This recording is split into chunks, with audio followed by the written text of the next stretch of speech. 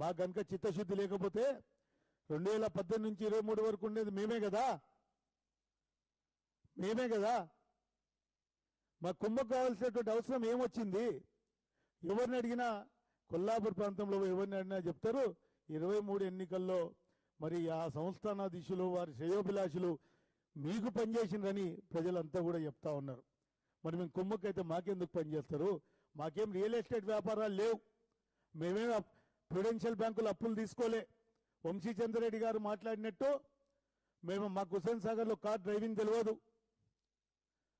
అప్పులు చేసినాం కానీ తప్పులు చేసినామని చెప్పుకోలే. తప్పులు చేసి అప్పులు చేసినావు నువ్వు. అయినా సరే మీ వ్యక్తిగతమైనటువంటి వ్యవహారాలలో మాట్లాడకూడదు. మాకు సంస్కారం ఉంది, నీకు సంస్కారం లేదు, నీకు పద్ధతి లేదు, వయసు పెరిగినా నీకు బుద్ధి పెరగలేదు కృష్ణారావు గారు అని కూడా చెప్తా ఉన్నా.